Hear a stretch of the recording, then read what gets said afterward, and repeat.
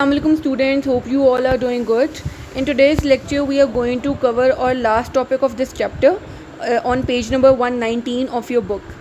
तो आज जो हमारे टॉपिक्स हैं वो एक तो है, हमने लास्ट टाइम जो है मिररिंग इंस्ट्रूमेंट्स पढ़ना शुरू किया था, उसके ही दो इंस्ट्रूमेंट्स हमारे रह गए हैं. एक तो है flask and the second one is the pipette. ठीक है, और ऑन पेज नंबर 120.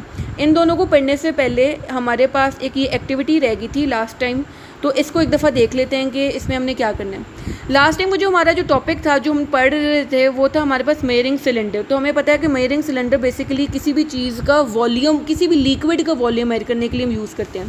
पहली लाइन ही लिखी हुई है, measuring cylinder is use to measure the volume of a liquid. तो वो हमने सारा पढ़ लिया था कि हमारे पास जैसे मेयरिंग सिलेंडर होता है, हमने इसे पोर करना होता है, कोई भी लिक्विड जो होता है उससे अकॉर्डिंगली फिर हम अपनी आँख जो है वो वर्टिकली रख के इसको मेयर कर लेते हैं.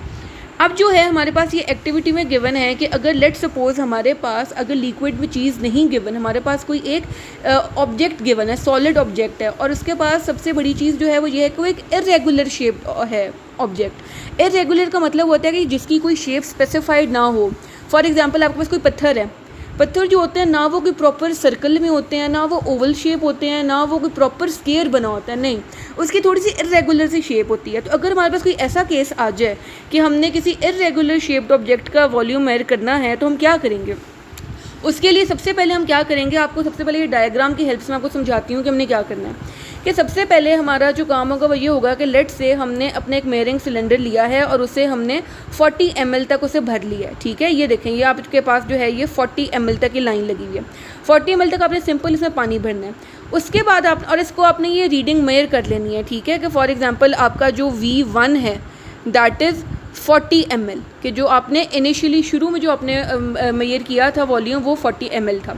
उसके बाद आपने वो जो सॉलिड लेना है, आपने क्या करना है, सॉलिड को आराम से उस जो है पानी के अंदर डाल देना. मेयरिंग सिलेंडर है, उसके अंदर पानी है और उसके अंदर आपने जो है वो स्टोन डाल देना, जिस तरह ये उन्होंने डाल के दिखाया भी हुआ है. अब ये एक बहुत कॉमन ऑब्जर्वेशन है कि आप जब भी इवन कि आप सादा ग्लास का पानी भी ले लें, उसके अंदर भी कोई चीज़ डिप करते हैं तो क्या होता है कि जो पानी का जो लेवल था वो राइज़ हो जाता है, कि जो पहले लेवल था उससे ज़्यादा हो जाएगा. तो सेम उसी तरह ये यहाँ पे भी हुआ. जैसे ही आपने वो पत्थर डाला तो क्या हुआ कि पानी जो पहले 40 पे था वो राइज़ होके 60 पे आ गया. ठीक है, तो आपने अब क्या करना है, अब आपने देखना है कि जब स्टोन डालने से पहले आपने मेयर किया था वो 40 ml था, स्टोन डालने के बाद हमारा वॉल्यूम कितना हो गया वो आपने मेयर कर देना V2 दैट इज़ 60 ml.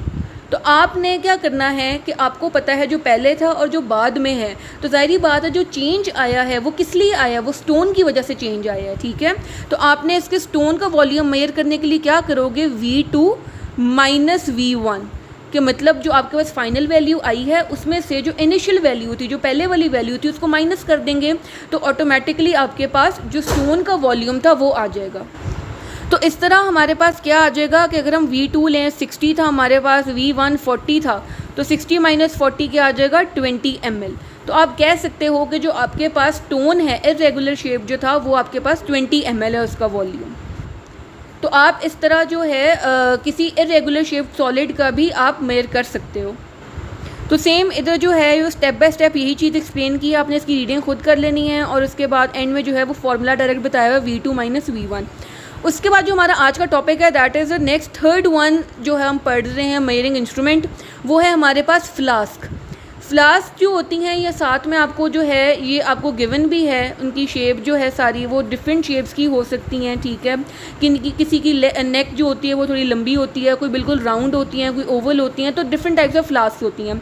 ये बेसिकली आपके पास जो हमारे पास केमिस्ट्री में ज़्यादातर यूज़ होती हैं, जो हमारे लैब्स होती हैं, इनमें ज़्यादातर केमिकल्स रखे जाते हैं. कुछ ऐसी फ्लास्क होती हैं जो ग्रेजुएटेड होती हैं, मतलब कि जिनके ऊपर रीडिंग्स लिखी होती हैं कि आप उसमें जो है उसके अकॉर्डिंगली आप अपना कोई भी केमिकल, अगर सपोज आपने 20 ml डालना है तो आप उधर से रीडिंग से पढ़ के आप 20 ml डाल सकते हो उसमें. ठीक है, तो आपके पास इस तरह की ग्रेजुएटेड ये फ्लास्क होती हैं. अब इसकी रीडिंग करते हैं. Flask are the laboratory vessels या कंटेनर्स. कंटेनर्स वो होते हैं जिनमें कोई भी चीज़ कंटेन की जाती है, रखी जाती है, तो इसमें आप केमिकल्स रखते हो तो आप इनको भी कंटेनर्स कह सकते हो. They are made of glass और प्लास्टिक, तो ये दोनों हो सकते हैं, ग्लास भी और प्लास्टिक्स भी. Flask are available in many shapes and sizes. Their sizes are specified by the volume they can hold. In school laboratory, these are usually available in the sizes of 50 ml, 100 ml, 250 ml, 500 ml and 1000 ml. तो ये 1000 ml तक भी आपके पास available होती हैं. These are graduated in the units of cubic centimeter और milliliters. Flasks are used for making solutions. तो आपके पास एक पहली जो उन्होंने इन्फॉर्मेशन दी है कि एक तो वो ग्रेजुएटेड होती हैं और ग्रेजुएटेड भी वो क्या होती हैं, क्यूबिक सेंटीमीटर या मिलीलीटर. बेसिकली ये आपके पास वॉल्यूम कैलकुलेट करने के लिए ही आपके पास फ्लास्क अवेलेबल होती हैं. तो आपको पता है कि जो आपके पास है वॉल्यूम के लिए आप दो यूज़ करते हो, एक तो क्यूबिक सेंटीमीटर इस तरह, या जो दूसरा यूनिट है दैट इज़ मिलीलीटर. तो आपके पास ये दोनों में अवेलेबल होती है. उसके बाद जो है आपके पास है flask are use for making solutions. तो आपके ये बेसिकली केमिकल्स को डील करने के लिए होता है. कोई एक केमिकल रख सकते हैं एक में, दूसरी फ्लास्क में दूसरा केमिकल रख सकते हैं. अगर आपने उनको मिलाना है, रिएक्शन करवाना है, तो आप उनको इंटरचेंज भी कर सकते हैं. तो बेसिकली फ्लास्क का काम क्या है कि जो आपके पास केमिकल्स हैं उन्हें कंटेन करना. उसके बाद जो है आपके पास जो लास्ट टॉपिक है on page number 120 of your book that is 8.3.4 pipette. Pipette जो होती है बेसिकली ये आपके पास ये भी केमिस्ट्री में केमिकल जो आपकी केमिस्ट्री लैब्स होती हैं केमिकल्स को डील करने के लिए यूज़ होती है. ये होता है बेसिकली कि अगर आपने एक फ्लास्क से आपके पास एक जगह पे केमिकल पड़ा है, ठीक है, आपने उसको एक जगह से उठा के दूसरी जगह आपने डालना है, तो आप पिपेट यूज़ कर सकते हो. ये बिल्कुल स्ट्रॉज कह लें, जैसा स्ट्रॉ हम यूज़ करते हैं वैसे का होता है, या जो इंजेक्शन होते हैं बिल्कुल उस तरह की होती हैं, लेकिन ये एक अच्छी और डेलिकेट फॉर्म और इससे काफ़ी इंजेक्शन से काफ़ी बड़े होते हैं. और इन पे भी उसी तरह आपके पास जो होता है वो ग्रेजुएटेड होती हैं, भी मार्क्स वगैरह लगे होते हैं. तो बेसिकली ये भी वॉल्यूम को कैलकुलेट करने के लिए ही यूज़ होता है. Pipettes are commonly used in chemistry and biology laboratory to measure the volume of a liquid in a smaller quantity. तो बेसिकली ये भी आपके पास जो है वॉल्यूम को मेयर करने के लिए हैं.